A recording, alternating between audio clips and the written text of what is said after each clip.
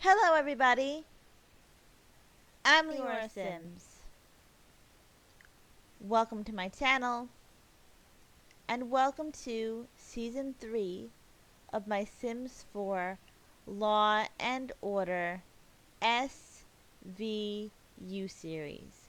If you missed any of the previous episodes, please go back and watch them, and please pay attention to the information provided in the description below, especially if you or someone you know is in need of help.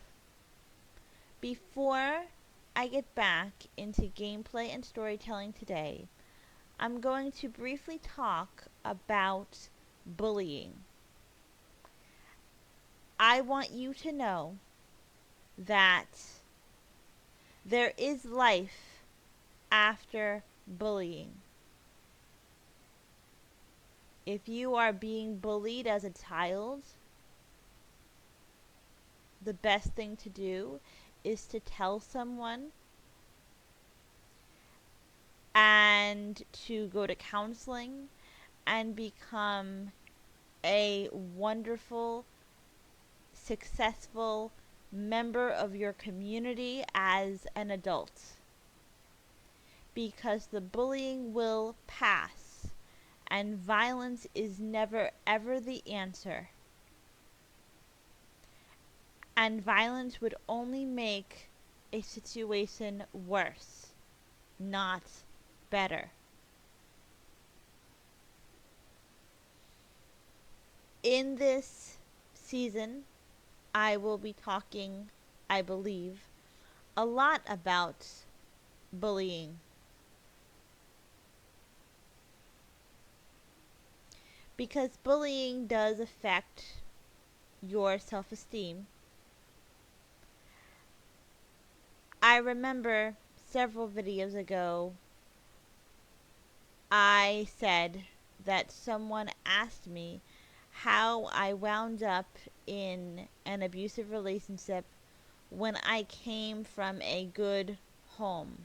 A home where my family members were not abusive to me.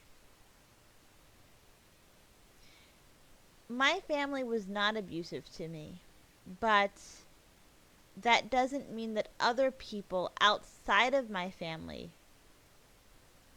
were not abusive to me. All of my abuse, all of the bullying that I endured came from outside of my household. It is not the fault of my family members. But just because they didn't abuse me does not mean that I was not abused. When I was a teenager, I was in a drama class, and my friend and I had to perform a scene in front of our drama teacher.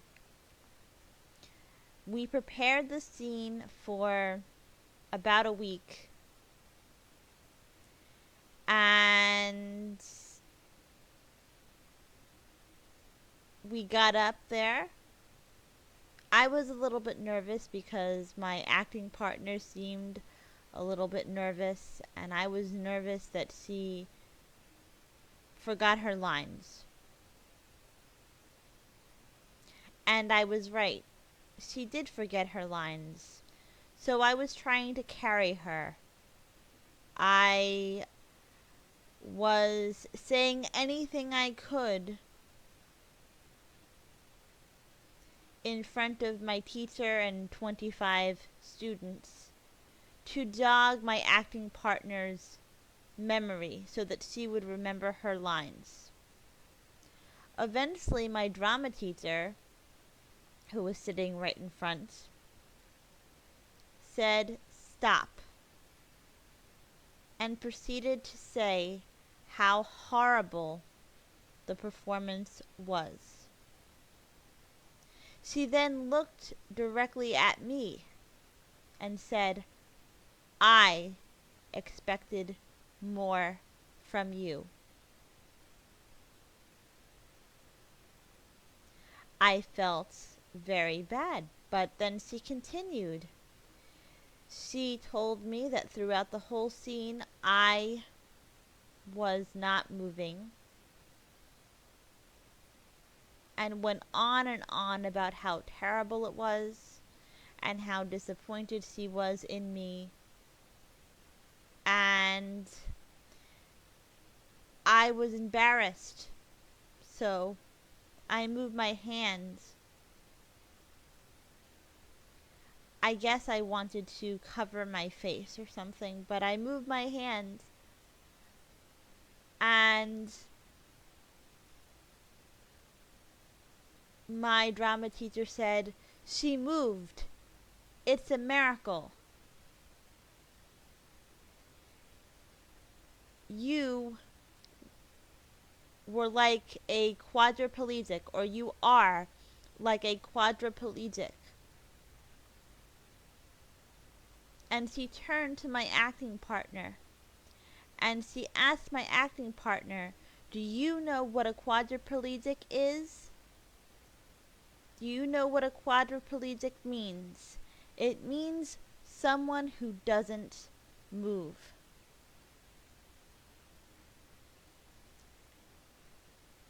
And then she looked at me again,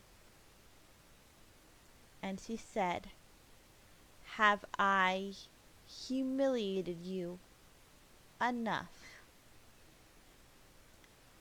I quietly, in a whisper, said yes, and somehow I made it back to my desk. Now, I have said on this channel that I do have a physical disability,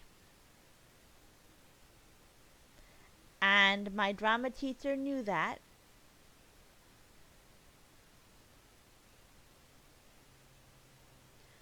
What struck me the most is that at the end of her tirade, she asked if she humiliated me enough.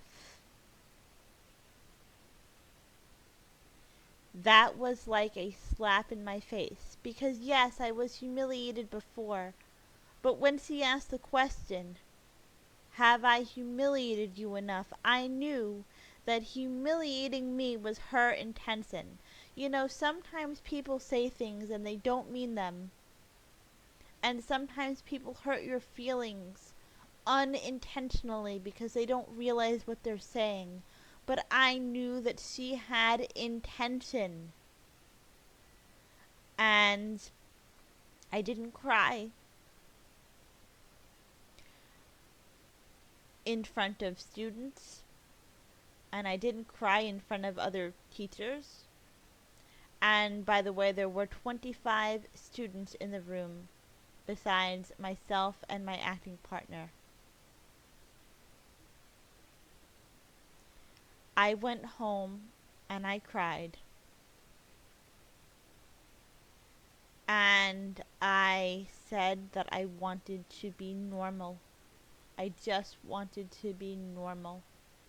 And my family members asked me what happened. And I told them the story. And my family members were extremely upset. And they called the school. And the principal talked to my teacher, who admitted what she did. I think it's because she had no shame. But she admitted what she did. And my mother called me at school and asked me if I wanted a public apology from the teacher or a private one, because they were negotiating with my drama teacher. No, they were negotiating with my drama teacher and the principal. I opted for a private apology my drama teacher had a little office inside of the classroom, a private room where she could shut the door. And I opted to go in there for my apology because I did not want to humiliate her the way she humiliated me. And I had some things to say. I didn't want her to just say the words, "I'm sorry." I wanted a genuine apology. So we got into this little room, and I walked into the room. She was behind me, and with my back turned, she said to me, "I'm sorry." And I turned around and I said, "No, you don't get to do that. I listened to you yesterday, and I want a genuine apology. I don't want an apology just because your boss told you to say you're sorry." I said, "By the time you walk out of this room, maybe you will feel sorry for how you treated me." And I told her that I am not a quadriplegic, because I'm not. I told her, though, that I know many quadriplegics, and that I am a diaplegic, and that she should know the difference, and that she should look up words before using them, because there's a difference between a diaplegic and a quadriplegic. But I told her again that I know many quadriplegics, and they are very successful people, very good people, and even if I was a quadriplegic, she had no right to talk to me that way. And my quadriplegic friends would be very insulted by her behavior. And then she said, "I'm sorry."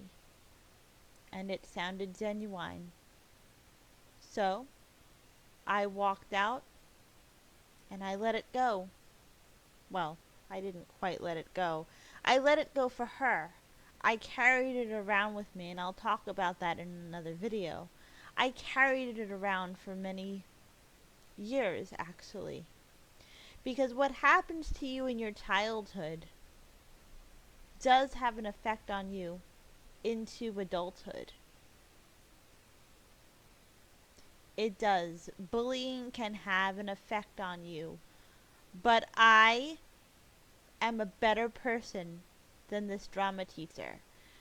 And the things that hurt me the most were that she wasn't were that she was the things that hurt me the most. Sorry if I'm getting tongue tied, guys. I haven't told this story in a while. It hurt me that she was a teacher, and that her job as a teacher and as an adult was to teach me, not humiliate me. It also bothered me that the week before she asked me questions about my physical disability, and I told her about my physical disability. I answered her questions. So I felt very betrayed that she turned around and used the information I provided against me. And I have talked many times about how abusers will act kind to you, get you to tell them information, and then use it against you later. This woman is an abusive woman. I hope that she never talked to another student again the way she talked to me. She did have a reputation for hurting students' feelings, and many students told me to just drop it. Don't wait for an apology. That's just how she is. But that was not acceptable to me. What was acceptable to me was her apology, because I felt that her second apology, because I felt that she made a mistake and perhaps she was genuinely sorry. So I let her off the hook. I never talked to her about it again. When she talked to me, I was cordial to her. If she saw me outside of class and told me to do something, um, I I did it without complaints. If she asked me a yes or no question, I answered yes or no. And my interactions with her were as short as possible, because of course I was still upset by the incidents, by the bullying, but I was satisfied with the apology. And I was satisfied that I was the kind of person that didn't want to humiliate her. I had many friends tell me that I should have gone for a public apology. But that wouldn't make me feel any better. I just wanted her to know. I wanted her to feel what she did wrong. But I did not want to hurt her the way she hurt me.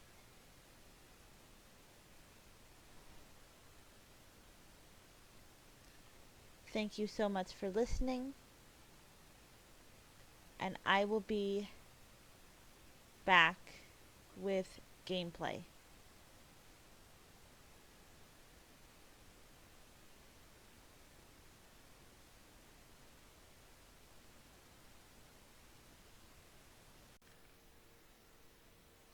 I'm back, and Olivia Benson is here at the park with Raphael Barba and the little boy that she wants to adopt, the little toddler that she wants to adopt.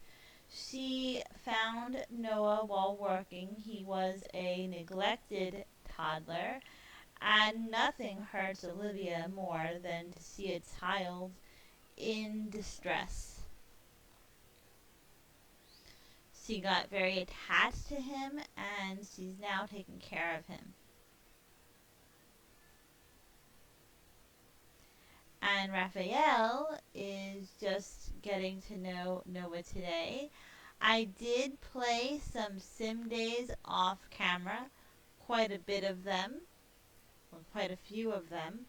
Um, During the last episode, it was the winter, the end of winter, and now it's the last day of spring.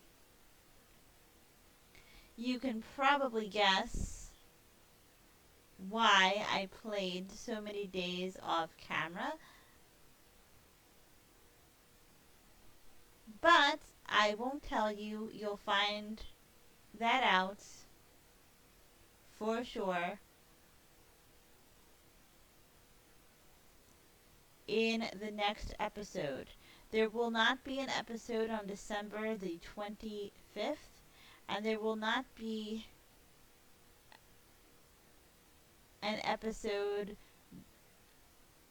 the first week in January.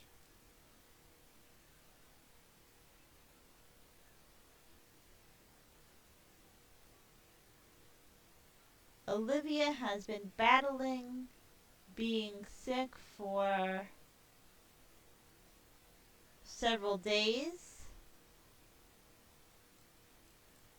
And she is going to be brave and pretend like everything is fine.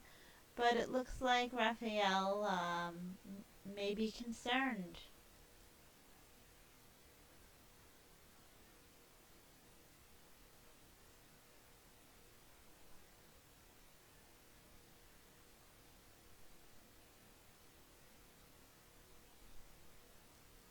And Noah is going to get to know um, Barba.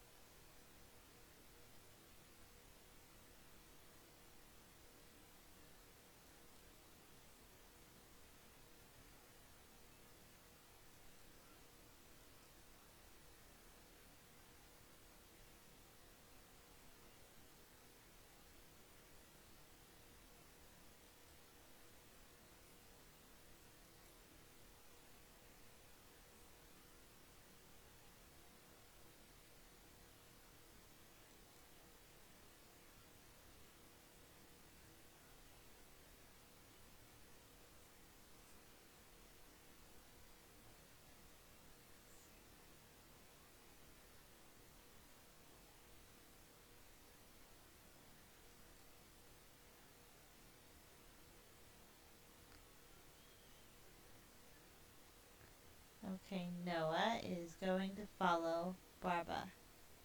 Because little kids, they know a good person when they see one. So he is going to go here.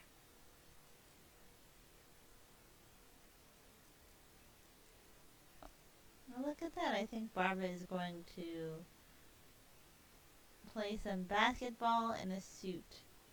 Very impressive. Okay, not in the suit. He changed.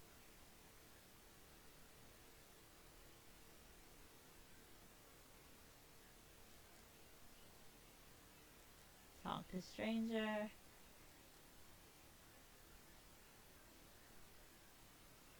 I want to see him have more choices before I end this episode. Talk to stranger.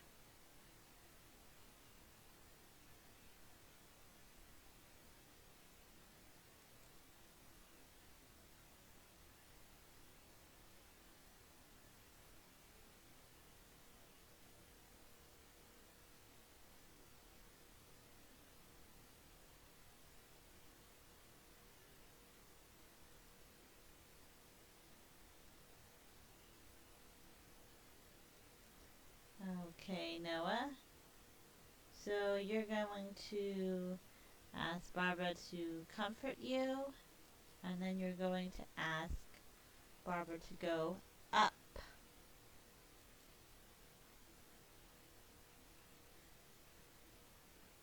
Toddlers often do that.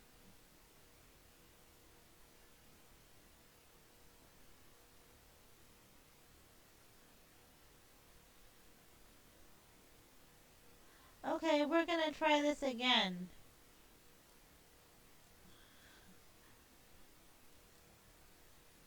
Okay, Noah is going to ask to go up and ask to be comforted. This is very, very similar.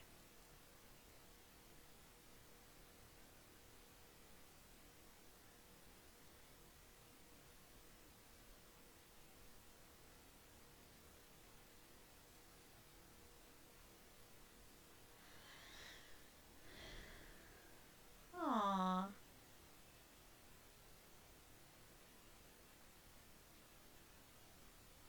That sounds like Barba, actually.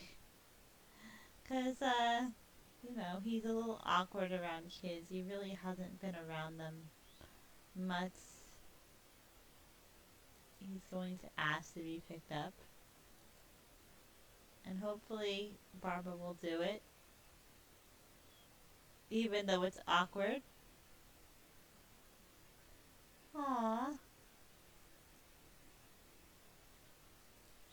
I'm going to end this episode here, guys. Be happy, healthy, and stay safe.